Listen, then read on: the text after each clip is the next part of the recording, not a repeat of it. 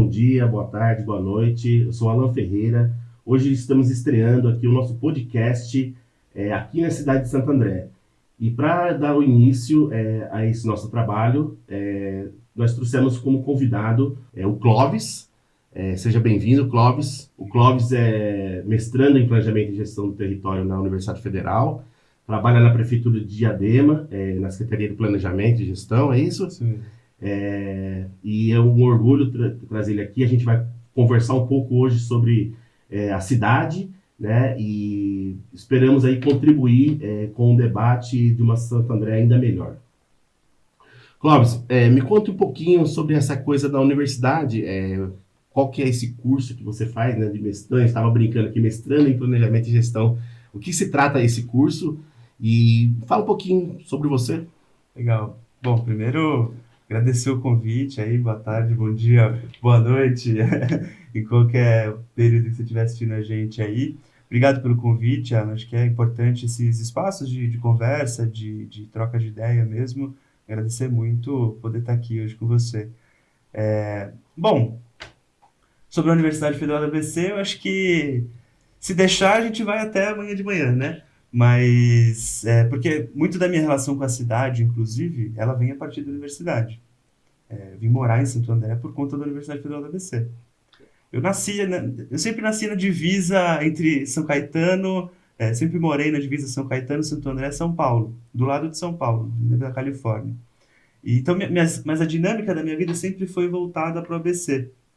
E, enfim, os anos passaram e eu entrei na Universidade Federal do ABC. Aí tem uma história louca sobre como isso aconteceu e depois a gente conta, né? Mas eu entrei para fazer engenharia ambiental e urbana. Só que assim, na quinta aula de cálculo, eu falei, não quero mais. Só pegada humanas. Aí eu fui para... Dentro da universidade a gente pode fazer a transição do curso, né? E eu fui para Ciências e Humanidades, me formei em Ciências e Humanidades, e a gente faz um curso específico também, né? Você pode fazer até 3 cursos específicos lá.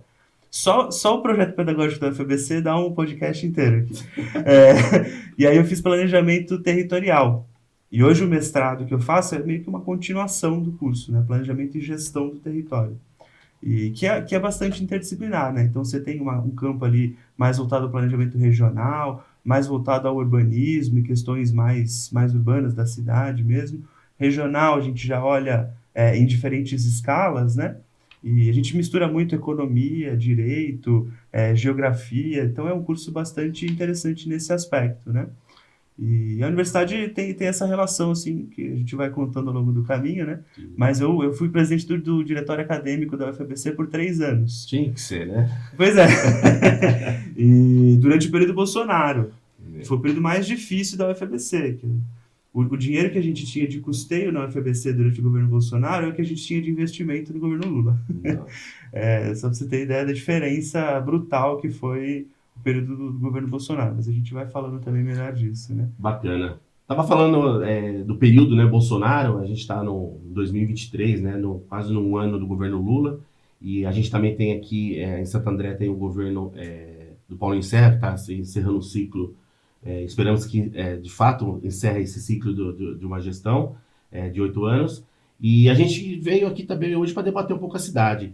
E eu estava comentando esses dias, inclusive ao fazer o convite para o Clóvis, sobre a questão que está sendo debatida e sobre a questão da mobilidade urbana, sobre a tarifa zero, né? E aí a gente comentando, eu falei, pô, eu estou trabalhando lá também na minha comunidade, a situação do transporte, né? Então, assim, os trabalhadores, desde as 5 horas da manhã, 3 horas da manhã, que começa a pegar o transporte público, tem a questão dos pontos de ônibus, né? E a gente tem uma disparidade, né? Ao contrário do que aparece na propaganda oficial do governo, os pontos de ônibus deteriorados, mal conservados, né? Aliás, deteriorados, mal conservados é uma prática geral da cidade. Mas a gente vê que na periferia literalmente abandonados, né? E aí, nesse sentido, eu falei, pô, o que daria pra gente fazer para melhorar, né? Porque só reivindicar, só reclamar também não adianta, né? Então, como que a gente pode envolver? Essa gestão, infelizmente, não tem mais a questão do orçamento participativo, a participação popular, né? Onde a gente envolve a população para debater as questões da gestão pública.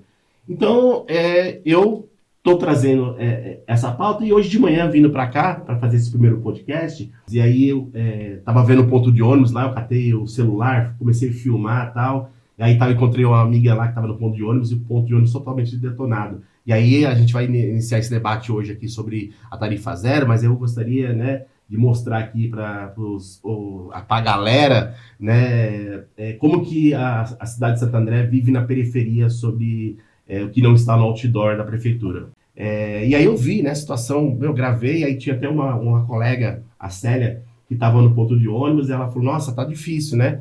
E aí eles tiveram a paixão de num período que eles estavam pintando a faixa da rua, eles pintaram o ponto de ônibus quebrado. Então é muito engraçado, para não dizer trágico, né?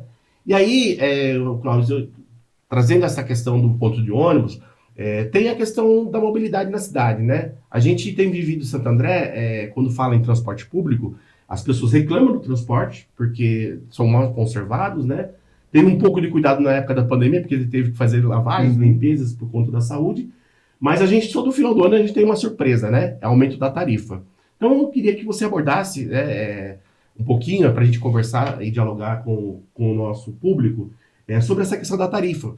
Como que está essa discussão a nível nacional? E por que Santo André ainda não tem a tarifa zero? Essa é a grande pergunta que a gente traz aqui para esse podcast de hoje. Legal, acho que o tema de mobilidade é fundamental para a gente conversar, né? Porque o direito ao transporte é um direito social, como é o direito à saúde, como é o direito à educação. Só que a gente paga por ele.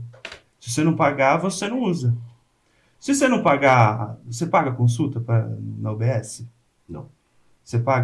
As crianças pagam para estudar na escola pública? Mas o transporte público para você usar, você paga.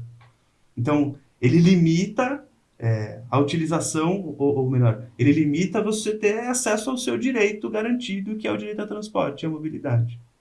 Vou dar um exemplo de como isso interfere na vida das pessoas. Todo mundo tem a sua história, mas falar um pouquinho do Cursinho Popular Colmeia, que a gente fundou esse ano. A gente demorou um pouquinho para fundar, né? Foi quase um ano aí de conversas e tal. Pensamos vários modelos, né? Vamos fazer centralizado, presencial. Vamos fazer descentralizado, vários polos e tal. Mas o que a gente chegou, o melhor modelo foi o online. E por quê, né? Porque o custo operacional, seja dos estudantes irem até um polo, ainda que descentralizado, ele é muito alto. Isso a gente ia limitar uma série de estudantes que já não têm acesso, que já não têm condições de fazer o cursinho, de estar numa escola melhor, enfim, e de muitas vezes de sonhar com o ensino superior, a gente já ia travar ali. Né? Se fosse centralizado também, apesar de todos os ônibus da cidade convergirem para o centro, a gente teria essa dificuldade do mesmo jeito. Você pega R$5 para ir, R$5 para voltar, mais um lanchinho, que ainda que se a gente tivesse condições no cursinho de dar, por ser popular certamente não teríamos, você teria também uma série de outras dificuldades impostas, né? Era no mínimo R$300 por pessoa, por aluno ali. E o custo, o cansaço também, né? Você ficar no trânsito, no ônibus, durante 1 hora, é puxado. Você tá no carro, você ainda fica... É ruim, mas você fica mais confortável, né? Agora, de pé, nesses ônibus... E precisamos falar da frota, da qualidade da frota de ônibus de Santo André, que não condiz com uma cidade que tem o tamanho do orçamento que tem Santo André, né? Mas essa era a principal barreira que a gente tinha para a implantação do cursinho. E aí a gente foi para o formato online.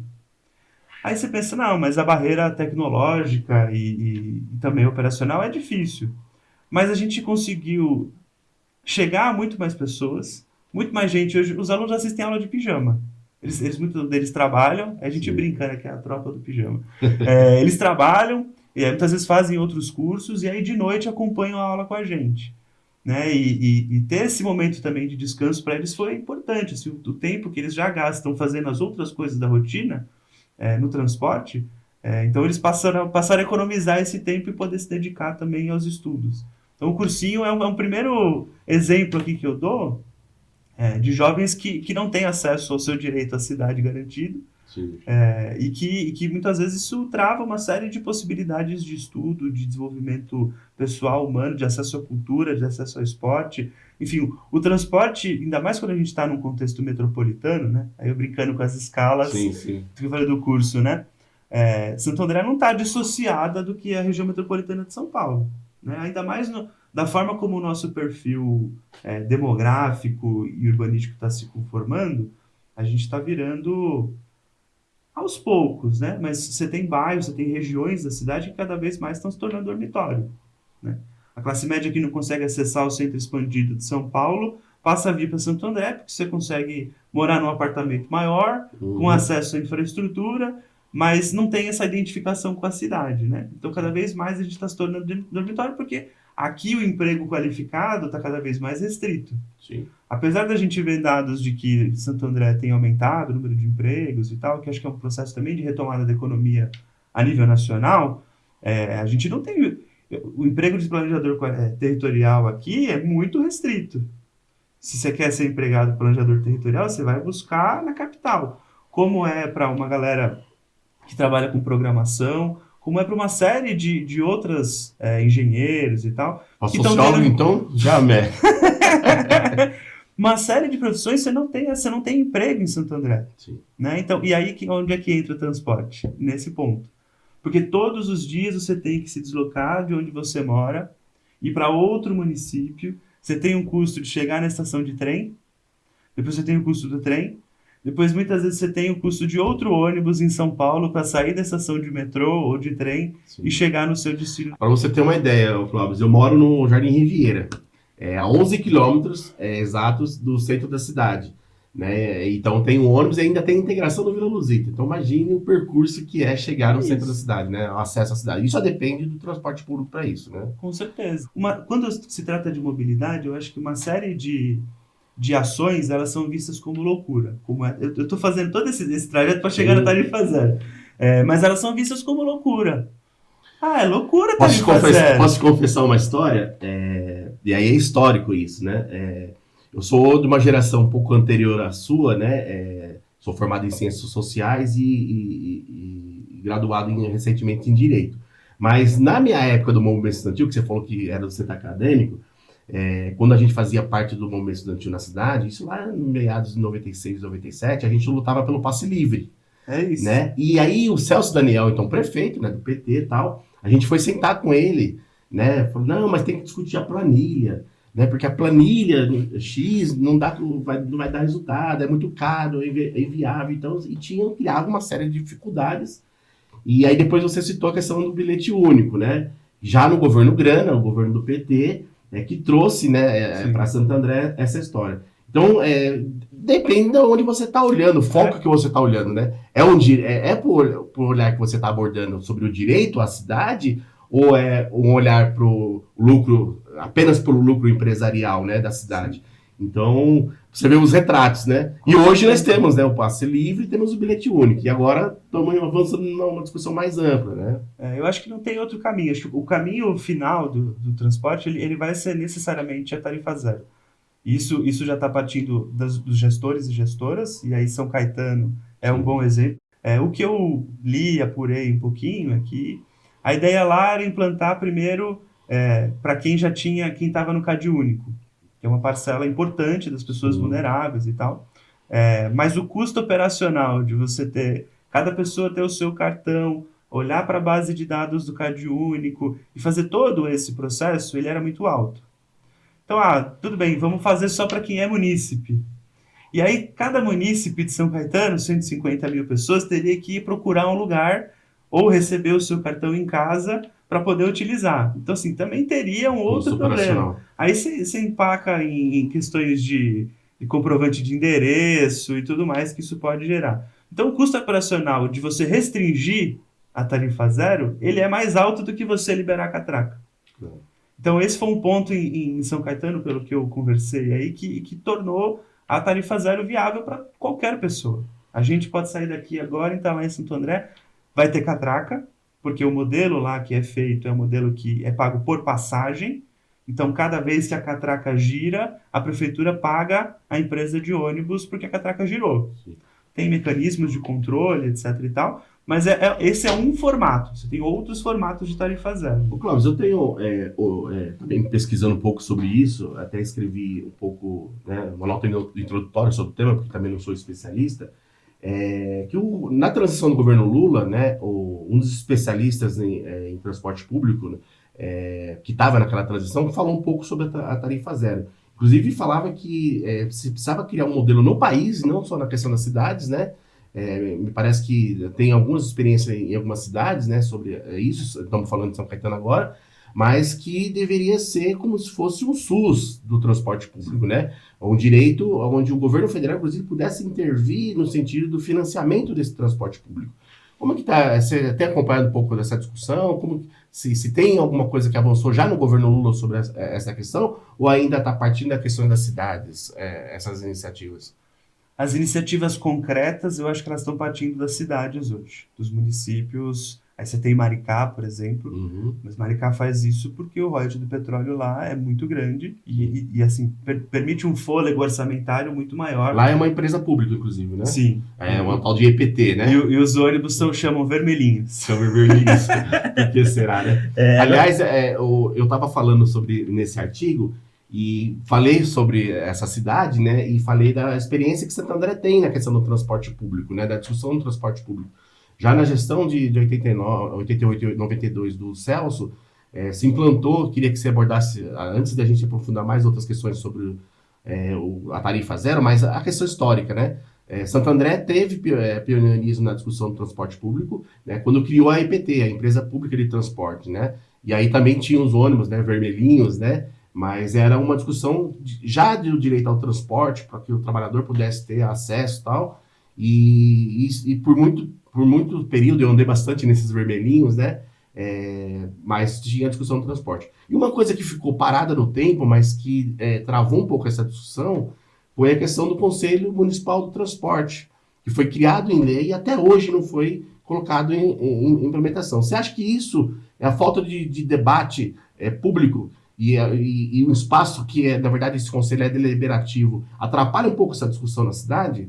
Até, inclusive, para fazer esse debate que é necessário e urgente sobre a tarifa zero? Sem dúvida. E isso é uma prática do governo, né? Do governo Paulo Serra. É um governo que não quer escutar a gente. Ele acha que ele está certo em tudo, né? Isso você vê como é a postura dele em rede social. Faz o teste aí, você que está assistindo. Vai lá no perfil do Paulo Serra e faz uma crítica a uma ação. Uma crítica construtiva, claro, não é só criticar por criticar. Mas critica, faz um apontamento, assim, você vai ver como é que respondem pela assessoria dele. Essa é a forma como ele toca a gestão. É uma forma que não é participativa. Os conselhos, não só o de transporte, mas o Conselho Municipal de Juventude, nós tivemos eleição em 2020 e até hoje não tomou posse. Os conselheiros e conselheiras não tomaram posse, já passaram inclusive da idade dos 29 anos, muitos deles, é verdade. É bizarro, cara. São 3 anos, aí a gente fez a conferência municipal há uns 2, 3 semanas, e aí os representantes do governo falam assim, não, a gente não fez, não deu posse porque a pandemia, né, sabe, estava muito difícil juntar as pessoas. Só que assim, todo mundo se adaptou. Sim. Os governos se adaptaram, as conferências via... As escolas se adaptaram, o comércio se adaptou. Inclusive, vários conselhos hoje ao redor do Brasil se reúnem virtualmente porque é mais fácil, porque o custo do transporte é mais alto para as pessoas irem até um local público fazer uma reunião. Então, assim, não é justificativa plausível, mas é uma prática que tem no governo Paulo Serra. E que certamente, se a gente tiver um debate social mais amplo sobre isso, porque também o que eu reparo, fiz vários vídeos sobre tarifa zero, né? E a galera vai lá comentar, isso aí é maluquice, de onde é que saiu o dinheiro, por que não tem dinheiro, isso aí é sonho, é utopia e tal. Primeiro que eu acho que utopia é necessária, se a gente quiser, nós precisamos sonhar mais alto. Quando a gente fala que uma Santo André ainda é melhor, não é porque tudo é um caos na cidade, mas a gente tem uma visão, a gente tem uma utopia de uma cidade diferente, né? Mais inclusiva, né? Mais solidária, né? Você estava falando de um cursinho que vocês, né?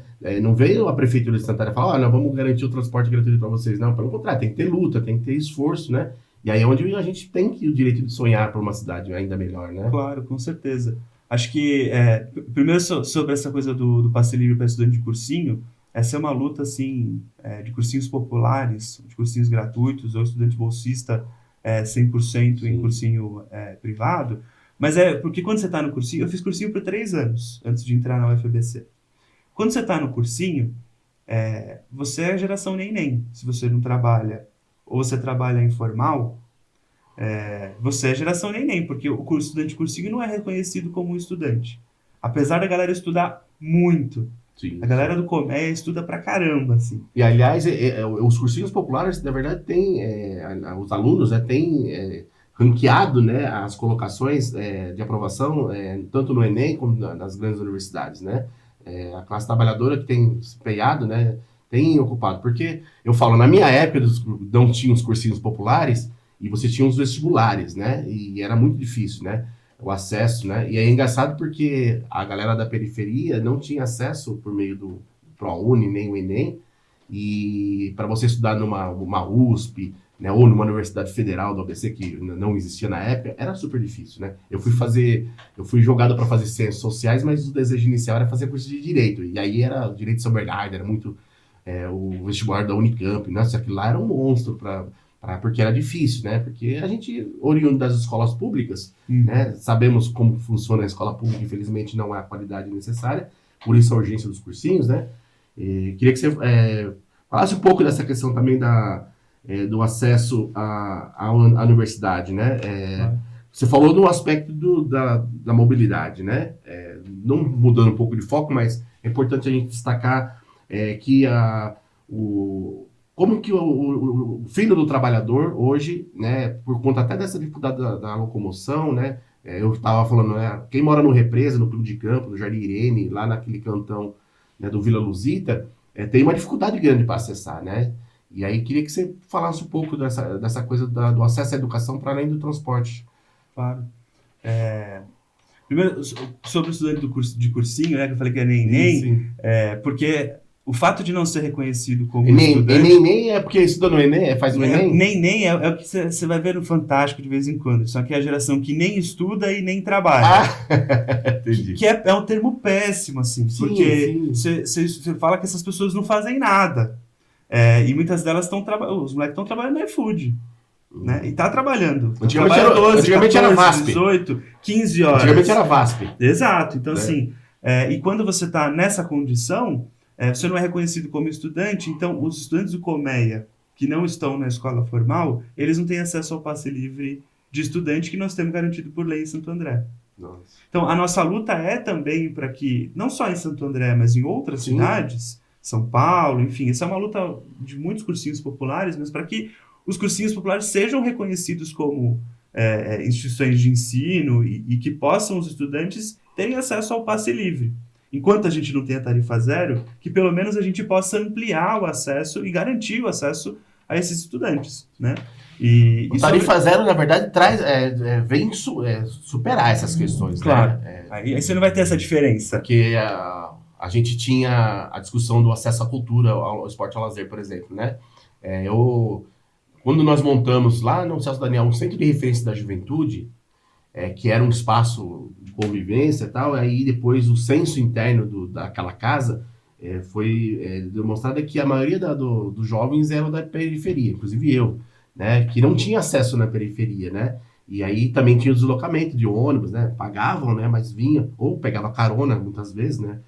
Que também os jovens têm um pouco dessa rebeldia, claro. Mas era a mesma coisa em relação ao esporte, ao lazer, né?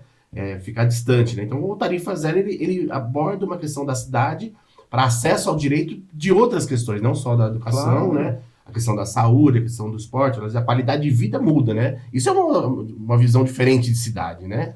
No teu dado interessante, né? O deputado Maurici fez vários debates sobre transporte, né? E ele trouxe para a gente um dado que 51% das pessoas não acessam equipamentos de saúde ou não têm acesso à saúde pública porque não tem como se transportar até os lugares.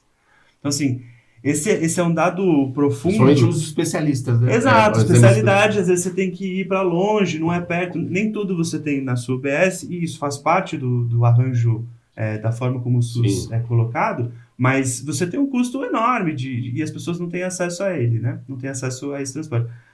O que eu acho que é importante também da tarifa zero, você falou da carona e a gente está falando do tempo de deslocamento, é que muita gente que anda de carro e que não vai pegar ônibus, ou que às vezes anda de carro porque é necessário e tal, mas fica no trânsito. Então, na nossa cidade também tem muito isso, assim, né? Eu demoro para atravessar o rio, eu moro do lado de lá do rio, é, eu moro no segundo subdistrito. Então eu tenho que todos os dias atravessar o rio Tamanduateí e seguir rumo a Diadema. Sim. Você tem 3 pontos para fazer isso.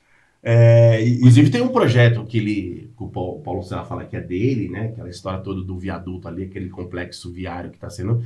Mas aquele complexo ele é um tempo de maturação já do governo do Grana, né? Porque você tinha a questão do empréstimo, você tinha uma análise técnica BID, toda, do BID, né? É BID, né? Banco Internacional Interamericano de Desenvolvimento. Isso. E eu lembro que eu participei no período do governo e a gente tinha essa discussão. E hoje tá essa coisa do lado de cá, para integrar a cidade, né? Então, por conta disso que você está falando, né? Para você se deslocar da cidade, somente nesse complexo da Avenida do Estado aí, você ficava muitas Exato. horas, né? Eu demoro às vezes 40 minutos para atravessar um trajeto de 2 quilômetros. Nossa.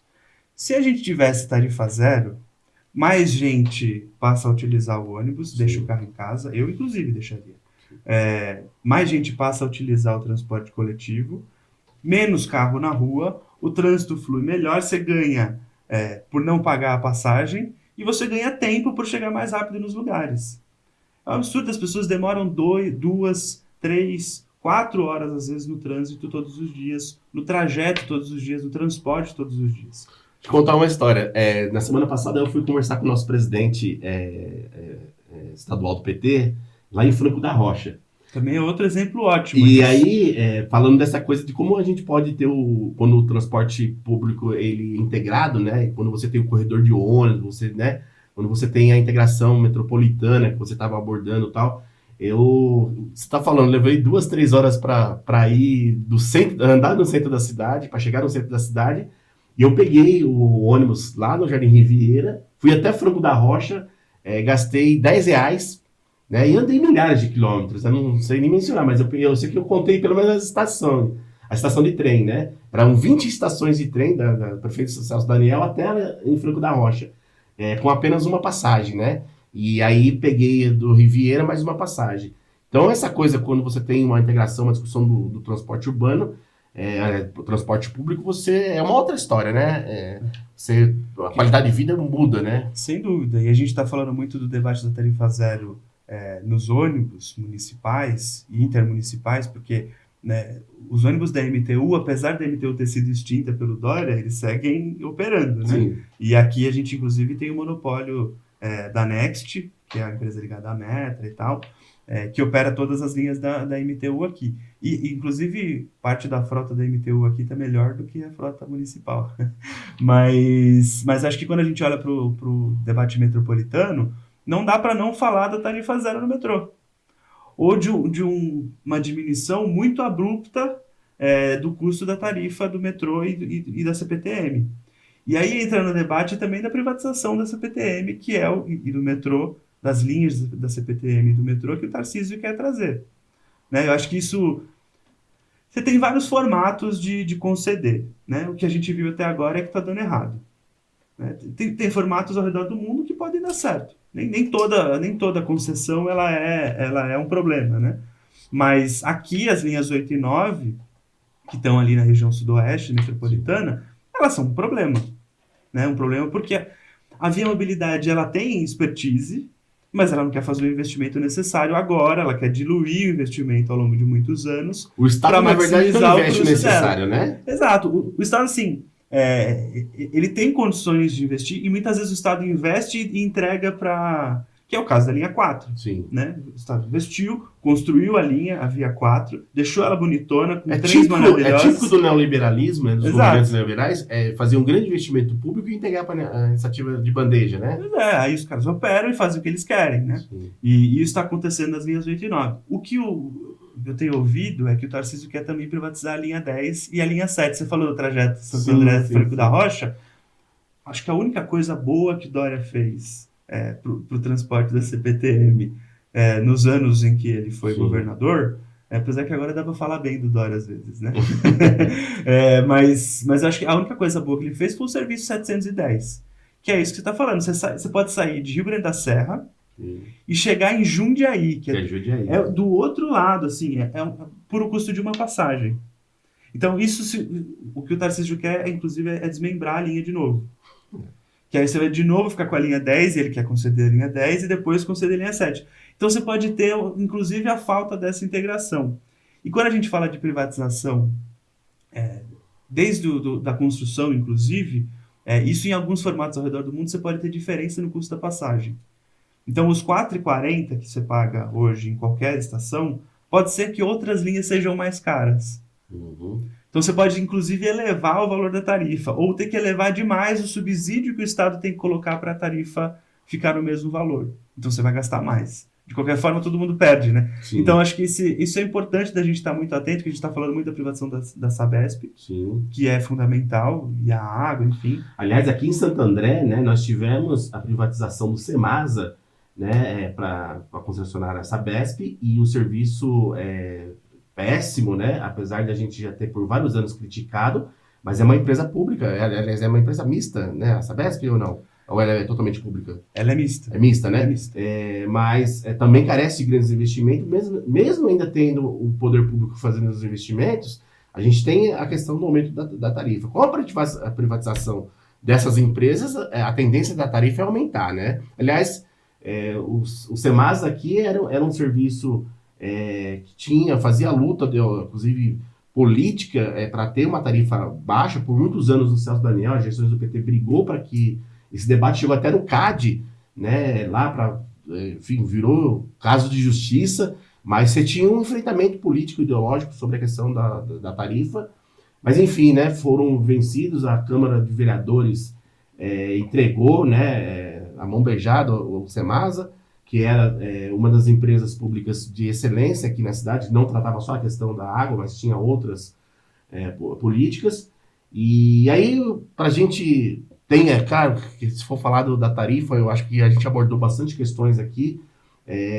Aliás, estava falando do Tarcísio, né, do projeto de uma lei, né, que foi aprovada para acesso aos deficientes nas linhas intermunicipais, né? Quer dizer, é um modelo de gestão que, infelizmente, né, a gente conseguiu tirar o bolsonarismo pela eleição do Lula, mas os paulistas acabaram de novo, né, trazendo inclusive um estrangeiro, que é o Tarcísio, e tem cometido, né, essas aberrações. E, além disso, também está em debate a privatização dessas empresas e o corte, né, de 9 bilhões na educação, que está sendo prevista aí como um ataque, né, à educação. Sem dizer os materiais didáticos, né, outras coisinhas que a gente vai vendo acontecer, né, então você tem toda uma discussão, mas aqui o ambiente ele para discutir a cidade, para discutir políticas públicas, para trazer, né, as experiências de debates exitosos de políticas públicas, para falar um pouco também do que a gente já fez nessa cidade, né? Então, o podcast do Alan Ferreira vai ser mais um espaço para que a gente faça esse grande debate das políticas públicas. E aí, queria que você falasse um pouco dessa aberração que o Tarcísio fez, né, que estava comentando, e essas coisas que vêm ocorrendo na cidade, que o trabalhador acaba sentindo na pele, né? Sim, acho que quando a gente fala dos direitos das pessoas com deficiência, né, mais uma vez se mostra um ataque sistemático, porque não é só o Tarcísio restringindo.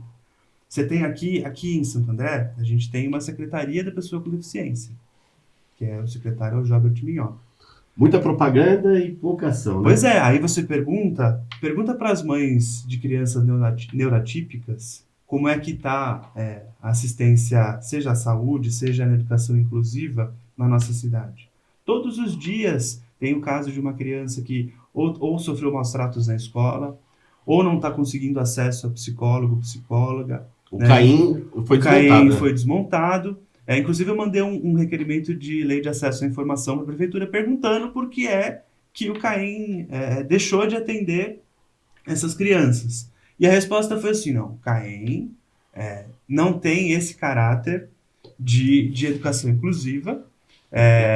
Aí eu perguntei... É quase uma piada, né? Como você tirou do atendimento do Caim, para onde foram essas crianças? E eles não dizem.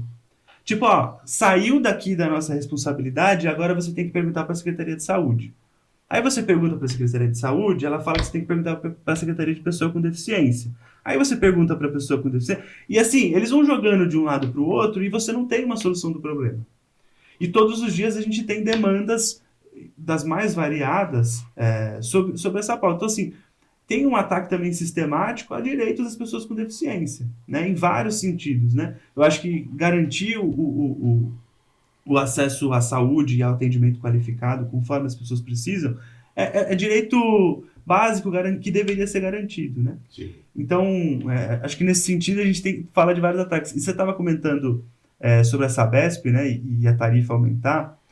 Aqui o Semasa sempre foi referência nas 4 dimensões do saneamento ambiental. Então, no abastecimento, no tratamento de esgoto, nos resíduos sólidos e na drenagem urbana. Então, essas são as 4 dimensões. Sim. Quando você joga para a Sabesp essa responsabilidade, inclusive, você perde o caráter de que o Semasa entende Santo André. A Sabesp olha para Santo André como número. E o que a gente fala da empresa mista, né? A Sabesp hoje ela tem muito do caráter de servir os acionistas. Vai ficar pior se privatizar, né? Porque aí ela vai visar exclusivamente o lucro. Então hoje ainda a parte que o Estado tem garante que os investimentos... Falando lá da Bolsa de Valores de Nova York, Exato, né? estamos falando disso, estamos falando de gente que nem sabe que na sua região precisa de qualquer coisa, entendeu? Assim, então, quando a gente olha para esse processo de financiarização das políticas, e isso acontece na habitação, por exemplo, quem diz se vai ter um projeto habitacional ou não é o banco. Uhum. A financiarização da cidade está em todos os lugares. Quem diz se vai construir essa linha ou essa é o banco que vai financiar. Quem diz se vai fazer um investimento ou outro é o banco que vai dizer. Né? Então, o setor imobiliário, principalmente, tem ditado a regra da cidade. Né? Mas eu acabei não comentando e acho que integra todas essas políticas, né? Seja educacional, seja de transporte, seja de integração metropolitana. Mas no campo da educação, a gente precisa muito falar do Instituto Federal do Grande ABC. Tem um movimento bem interessante, assim, acho que muito semelhante ao que foi da UFABC, Sim. com diferenças, claro, mas os institutos federais podem ser esses faróis, assim, né? Esses pontos de convergência e de referência para várias políticas. Sejam elas mais voltadas à educação regular, Uhum. né? Mas são também espaços onde você pode ter um aprofundamento das questões tecnológicas, que são também referência nos institutos federais. Você pode ter cursos de graduação condizentes com os espaços onde os institutos estão colocados. Então, você pega um Instituto Federal colocado em Paranapiacaba, vou dar um exemplo, né? Ou na região de Paranapiacaba, ele pode ter um grande impacto no sentido de ter cursos voltados à questão ambiental. O Instituto Federal colocado em Mauá, ele pode ter um caráter colocado lá no Eldorado, em Diadema, que você está na beira da represa Billings, ele pode ter um caráter assim. Aliás, por favor, me fala que vai ter um Instituto Federal no Jardim Riviera, né? Porque nós estamos falando de uma região parecida, inclusive, com o Eldorado, em Diadema, né? Que a gente, quando fala sobre turismo, quando a gente fala sobre Santo André, meio ambiente, a gente fala daquela região do Paranapiacaba, mas nós temos o Parque do Pedroso, com certeza, né, o bairro Jardim Riviera, a Recreio da Borda do Campo, com grandes problemas, inclusive, e desafios para poder... a gente tem a questão do desmatamento, a gente tem a questão da própria represa Billings, né, a captação e a utilização correta daquela margem da represa. A gente tem os moradores, dos jovens ali que não têm acesso, né? Estava falando de mobilidade. É isso. E no Instituto, algo parecido com isso já seria uma revolução, né? E você não precisa ser tudo, tem que ser gigante. Você pode ter pequenos institutos federais, mas com a qualidade de um instituto federal, Claro. que podem ter uma baita transformação no entorno do Jardim Riviera, por exemplo. Né? Então, você coloca cursos técnicos que são voltados para as demandas da região. Então, um equipamento público federal com a qualidade que tem os institutos federais, ele pode ter um impacto transformador, assim, no microlocal, assim, né, em regiões menores, muito profundo. Na verdade, a gente precisa pensar o desenvolvimento de Santo André, né, da característica que está hoje, né? Então, assim, eu vejo lá pelo meu bairro, né? A gente tem um centro comercial né? A gente fala do centro comercial Vila Luzita, né? Mas se você vai para a periferia mesmo, você tem o comércio local ali, né? Você tem as escolas, você tem o posto de saúde, você tem, né? Quer dizer, tem um serviço, a cidade está acontecendo ali, né? Claro. E aí o poder público que às vezes se ausenta, né? Ou se, de pensar um desenvolvimento mais sustentável, né? Porque quando a gente fala, eu estava comentando esses dias na rede, mídias sociais e tal, sobre a questão do Parque do Pedroso, quando nós tínhamos o teleférico, né? Então você tinha o turismo de Santo André, a referência era o teleférico, não era Paranapiacaba, né? Aí o pessoal fala, mas o Cláudio, às vezes o pessoal fica comentando, mas ali é inviável fazer o teleférico, porque é muito caro e tal. Eu falei assim, mas o Santo André comprou a vila de Paranapiacaba do ponto de vista caro, não foi isso, né? Do ponto de vista ambiental, histórico e tal, foi uma justificativa plausível naquele período. E hoje nós temos Paranapiacaba como uma referência. E aí a gente tem, não quero fazer lobby a nenhuma empresa de teleférico, mas assim, mas é pensar a cidade a partir daí, né? Eu acho que o Instituto ou outros mecanismos, né? A forma de gestão, inclusive, né? Porque o PT, quando governa Santo André, ele faz um orçamento participativo, ele leva as discussões das políticas públicas para as regiões. Eu lembro que tinha o mapa do OP, né? Que era você tinha lá por regiões. Então, assim, é pensar a cidade, né?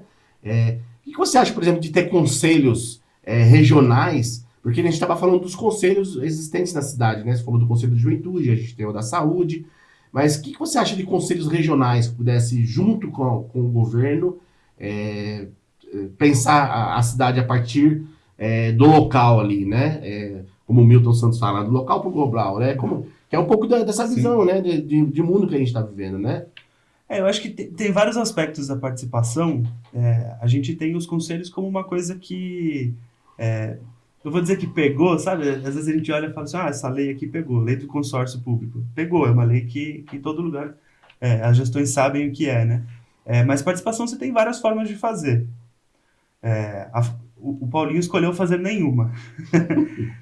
Mas você tem forma de fazer, assim. Então, você pode ir para o lado dos conselhos temáticos, você pode ir, por exemplo... E aí a prefeitura tem aqui instrumento digital, por exemplo. Mas a gente fica refém de uma empresa? Mas é o Colab. Então, se você tem uma demanda na sua buraco na rua, você pode ir lá e é uma estrutura interessante de utilização. Posso fazer um comentário em relação ao Colab? Trabalhei, né, na gestão do Grana e eu lembro que o dono do Colab veio procurar a gestão naquela época para poder falar do aplicativo. Era uma coisa muito interessante, né, para o período, inclusive. Só que o que acontece? Santo André tem estava falando para você antes da gente começar esse bate-papo aqui, tem o data center, tem, né? E nós temos a base de dados da cidade. E quando a gente teve a modernização administrativa lá atrás, então se implantou o 0800, né, que a prefeitura não tinha, se implantou o site da prefeitura, que não tinha antigamente, se implantou a praça de atendimento, né, integrada com os postos SINs do Semasa, enfim, né, você tinha toda uma discussão tecnológica que foi feita. E aí, quando tinha essa moda do Colab, a gente falava um pouco sobre isso, né? Como que a gente poderia, sobre o olhar da tecnologia na inovação, trazer isso para o cidadão mais próximo, né? Apesar de ter todo esse aparato técnico já que a prefeitura dispunha. E aí faltava coisas de detalhes, porque a gente tinha o CIAB, né, dentro da prefeitura, que integra todas as informações. Então bastava você integrar um aplicativo, que inclusive poderia ser desenvolvido pela própria prefeitura, pelo departamento de informática, e ter feito uma história que não uma empresa, né, mas simplesmente um aplicativo. E hoje, né, qualquer jovem, inclusive, faz um aplicativo, né? Hoje não jovens também. E não jovens também, né? Até brinquei de fazer, eu fiz uma rádio, né, uma web rádio num aplicativo. Mas hoje, né, o acesso à tecnologia possibilitaria isso, né? O cidadão participando ali dos problemas da cidade. Agora, sim, nós não temos dados públicos sobre a efetividade dos serviços do Colab, muito menos o do próprio CIAB, né? Não tem uma transparência dos problemas. A cidade ela é maquiada sobre outdoors, né, e lives do prefeito, né? E a gente não sabe o real poder, mas é claro, né, que é uma ferramenta importante para que o cidadão pudesse participar, né? Claro, e assim, mesmo os formatos dos conselhos, a gente também precisa dar uma olhada, assim, porque a forma de participação e a vontade das pessoas de participarem e o quanto elas acreditam em que a participação delas pode efetivamente transformar a vida dela e das pessoas que ela conversa e do lugar onde ela mora, eu acho que esse é um ponto que a gente ainda não conseguiu chegar num formato século XXI, Sim. 2023, que dê conta tanto de contar com esse desinteresse, muitas vezes, das pessoas de participarem, dessa descredibilidade que a gestão tem, né? Porque é isso, as pessoas não acreditam na política, muitas vezes, né? A gente passou por um processo, principalmente depois de 2013, 14, de descredibilização da política muito profundo, né? Então, a atividade política e partidária, ela foi criminalizada muito por conta da Lava Jato e de todos os ataques que o PT sofreu. Então hoje eu acho que a gente precisa ainda achar, eu não sei qual não tenho fórmula mágica para isso, mas a gente precisa encontrar um caminho que envolva tanto as soluções tecnológicas, que eu acho que a gente tem condições, as pessoas estão cada vez mais buscando por isso, e populações mais jovens tendem a buscar esse espaço, que às vezes ela não quer se expor, de estar numa reunião do conselho, ou imagina, as pessoas estão trabalhando 12, 13, 14, 15 horas por dia. Sem dizer o deslocamento. Sem dizer o deslocamento. Assim, como é que você vira pro moleque do iFood, que tá 14 horas rodando, às vezes de bike, e fala para ele, você tem que ir na reunião do conselho? É difícil, assim, não é um processo simples de olhar para a participação. Mas quando você olha e fala assim, essa plataforma aqui, como fez o PPA participativo do governo Lula? Que era para ser orçamento participativo. O próprio Grana, em 2016, ele fez o Open Digital, uma primeira experiência nesse sentido, e foi, inclusive, desenvolvido pela própria Departamento de Informática da Prefeitura naquela época. Super legal, assim, em Diadema também a gente tem uma experiência de PPA participativo de 2021, anterior à minha chegada lá, sim. Mas foi um processo também de consulta pública bem interessante, que era híbrido, né? Sim. Porque é isso, o governo Lula, claro, pela dimensão territorial, não tem condições de fazer pequenas ações presenciais para as pessoas participarem.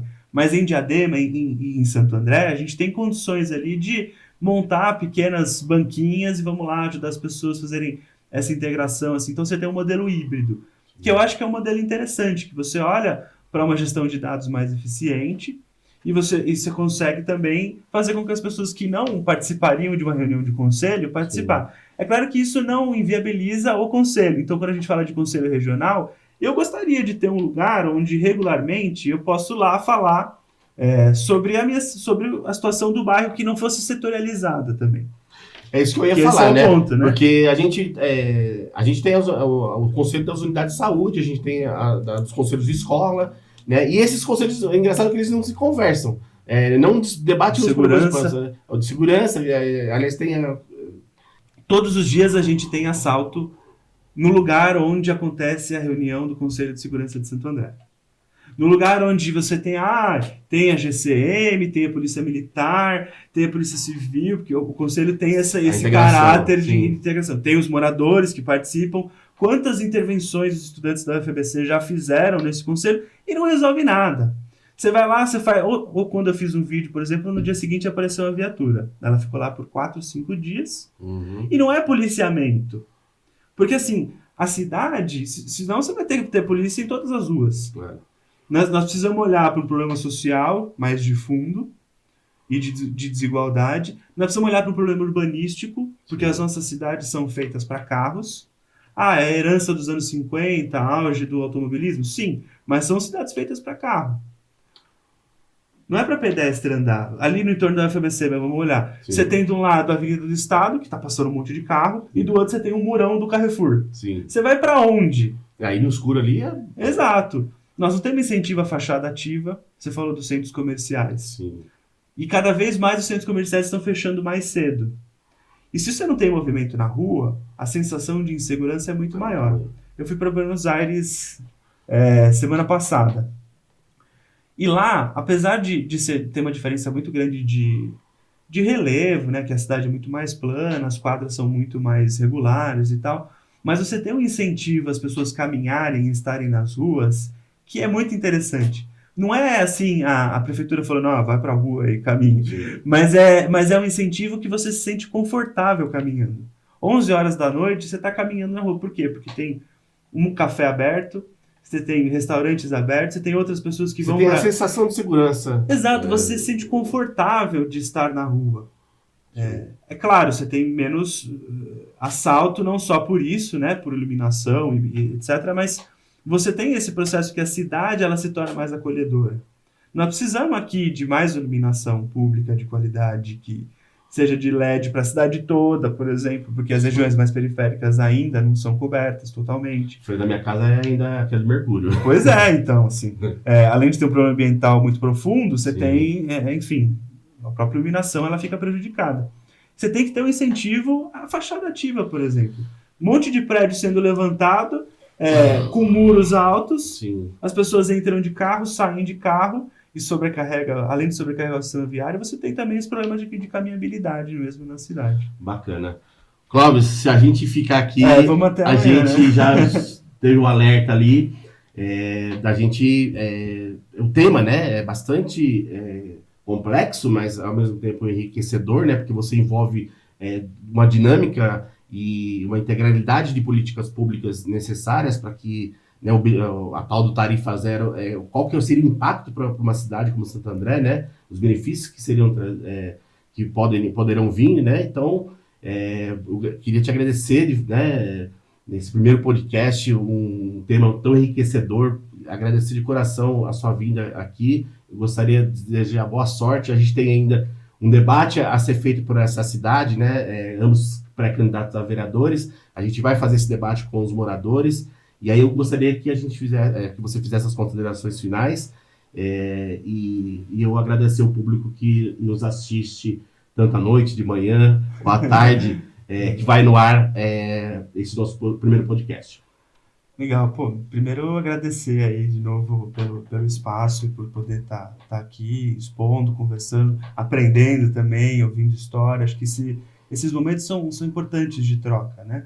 A gente está num processo agora de debate da cidade, eu acho que nós temos um modelo que está posto, né? Que é um modelo em que a gestão acha que está certa, em que é um modelo que o outdoor diz que a cidade está maravilhosa, é um modelo que, apesar de tudo isso, corta 25% de todos os contratos no ano pré-eleitoral, ou seja, as finanças de Santo André não estão saudáveis, e nós temos que olhar para um outro modelo, que não é só o que a gente implantou, mas eu acho que hoje o campo progressista, o PT, o PSOL e outras forças que estão se juntando, estão apresentando, estão construindo e apresentando uma nova forma de governar, né? Eu acho que esse modelo neoliberal todo mundo já sabe qual é. Privatiza, sobe tarifa, enfim, você tem uma caracterização muito, muito delimitada. Agora, olhar e ousar como o Celso Daniel ousou, eu leio os escritos do Celso Daniel com alguma regularidade. Eu fiquei sabendo que ele ganhou uma caixa de premiada. Emprestada. Que tem coisas assim muito importantes de como é que você olha para um horizonte de 20 anos e imagina a cidade. Né? Celso Daniel imaginou a FBC no final dos anos 80. A FBC começou a funcionar em 2006. Eu estava lá. É isso. Assim, Cidade Futuro, né? Cidade Futuro, virada dos anos 2000. A gente falava de renda básica. Renda básica ganhou um auge na pandemia de novo, mas é um tema muito atual. A gente está hoje falando de tarifa zero. Quantas pessoas não falavam que era impossível a UFABC existir? Sim. Quantas pessoas não falavam que era impossível ter um sistema único de saúde universal como é o SUS? Quantas pessoas não falavam que era impossível universalizar o acesso à educação? Quantas pessoas hoje não falam que é impossível tarifa zero? Eu acho que a gente tem condições de implantar a tarifa zero, a gente tem condições econômicas, sociais e inclusive uma demanda ambiental para que a gente implante a tarifa zero, para cuidar inclusive do nosso planeta, e acho que a gente vai nesse caminho de construção, acho que essa é uma das pautas principais aí para o ano que vem, e vamos construindo junto. Importante que a gente converse e dialogue com o nosso povo da cidade para que esse debate seja implantado e essas políticas que a gente está debatendo aqui sejam implementadas, tá bom? Galera, até mais!